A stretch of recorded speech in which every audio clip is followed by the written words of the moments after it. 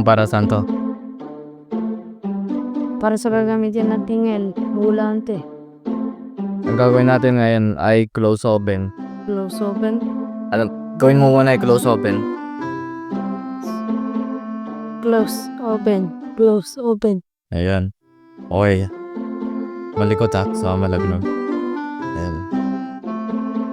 Gagawin tayo. Close o open?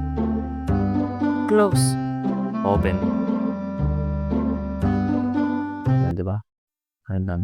Isa pa. Close o open? Open. Close.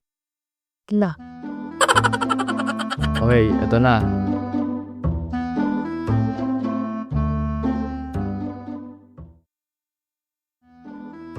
Close o open?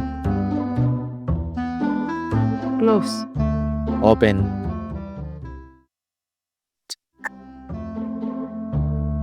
Ayan. Close o open?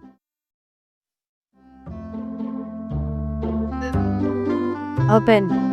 Close.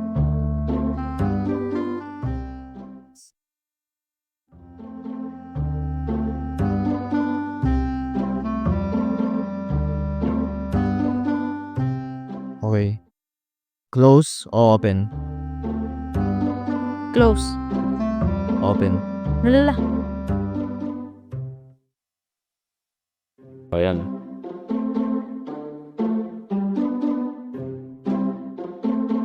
Close o open? Close.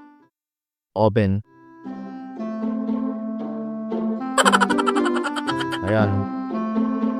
O ito. Ito example. Oh. Close o open? Open. Close. Kahit sandali, palayain ang pusong di mapigil. O yan.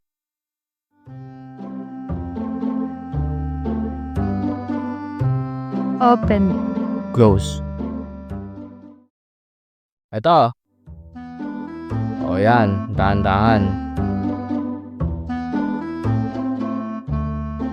Close o open? Open. Bakit? Hindi ka alam. Kahit tama yung sagot mo, pag di mo nahulaan kung bakit. Sabihin mo nga, hindi ko na alam. Oh. Oh. Close, open.